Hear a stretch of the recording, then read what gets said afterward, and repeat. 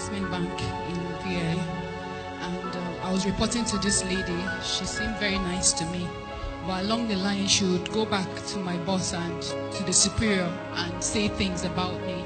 So I kept getting into trouble without knowing why, until one day one of the directors actually called me and he brought up an issue, and I explained it, and from that day onwards he would always want to hear my own side of the story before making a decision.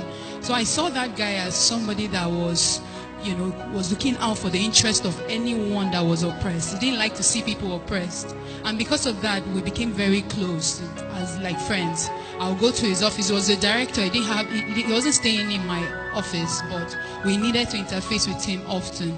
So one of the days I went to see him, he was like, let us hang out. And I looked at it. Hang out? What bad could come out of hanging out? I don't drink, I don't smoke, and what bad could come out of it? So I obliged. He gave me an address somewhere in VI to come over, and I went there. I was new in Lagos at the time. I didn't really know so many places, so I went to the address and I realized it was his personal guest house. When I got there, I wasn't actually afraid. Nothing actually came to my mind. And we got there and we started gisting, and he was asking me about work and all that. And somewhere along the line, he tried to kiss me, and I was trying to be in the middle of being very rude and still, refusing. And by the time I was saying no, he now became very aggressive and he raped me. I struggled with all my strength, but he raped me. And going through that trauma, it was a very difficult moment for me, because just few years before that time I was in a relationship from university, and we were engaged to be married. And because I had dwindled from my faith, I was born again when I got into the university. When I got into that relationship, I began to do the world standard of dating, one leg in the church and one leg, the standard of dating. So I had come to a point where I just kept feeling the grace of God leaving me, and I made a resolution that I wanted to stand and serve God with all my heart. And at that time, it was just, I had actually broken up that relationship because of my faith.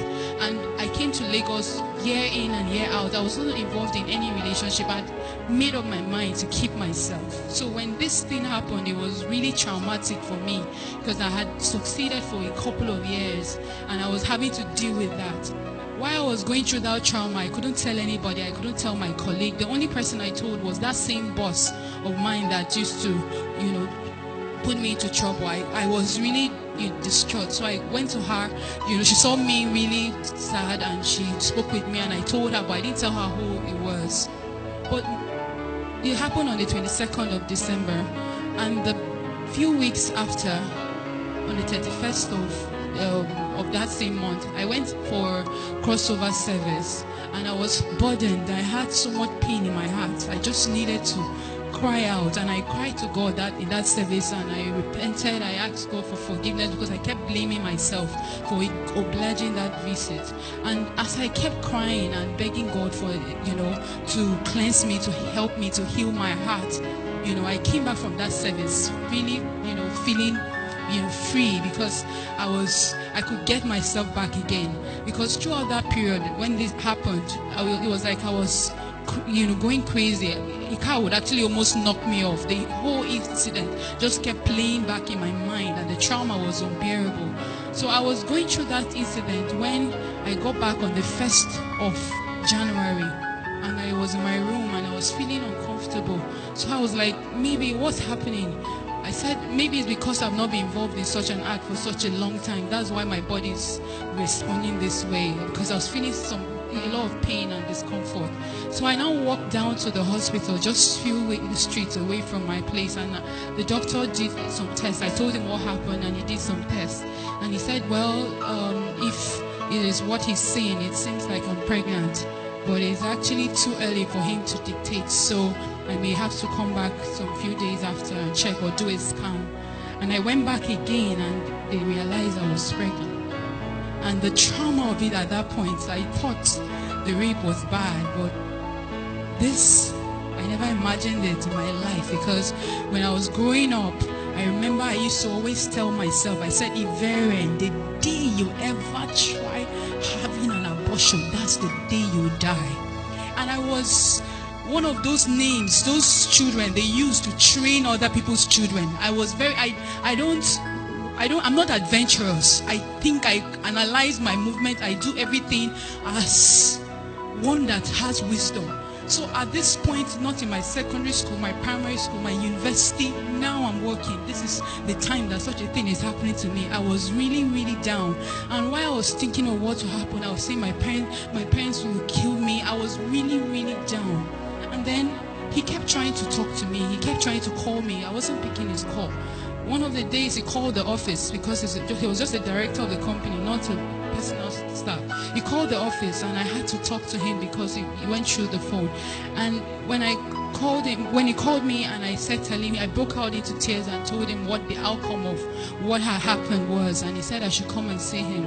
So I went to see him in his office, and I told him what it was, and he would just allow me cry and cry and cry, and then he would say, oh my God, your parents are gonna kill you. And then I would cry, I would scream out even more. The pain would aggravate me. It got me to a point where when it got me to a point where I was really, really in so much pain. He now told me, well, there's a way out. I have a friend that can actually help you, and it will be our own little secret. Nobody will know. It will just be our little secret. And I thought about it.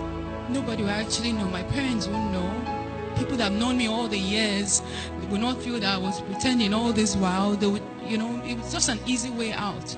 So I thought about it. He gave me an address to where, his friend would do the procedure.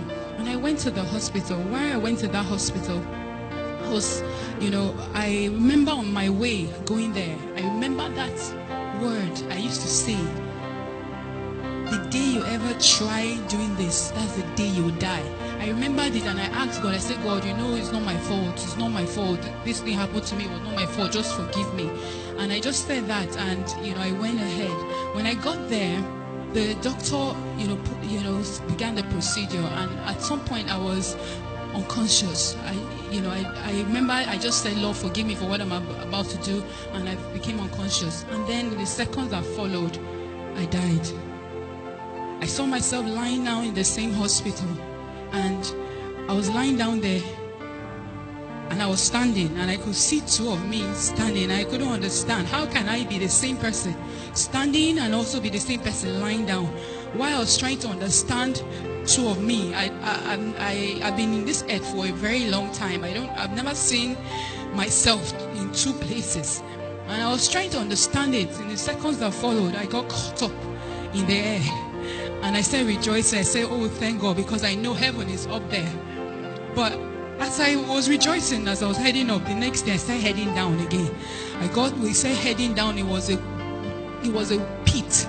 The walls of that pit, it was gross darkness all over. It had a wall stretched out from the face of the deep. You could not see the end of it up, neither could you see the end of it down. And it had cell-like units, compartments, and it had a covering. You could see the kind of holes that time might make in the ground. That was what was covering the walls of that cell. And I was wondering, I was asking myself, what am I doing here? What's happening? Wait, what's happening? Everything was happening in flashes. I was asking myself, what's happening? What am I doing here? And before you know it, I found myself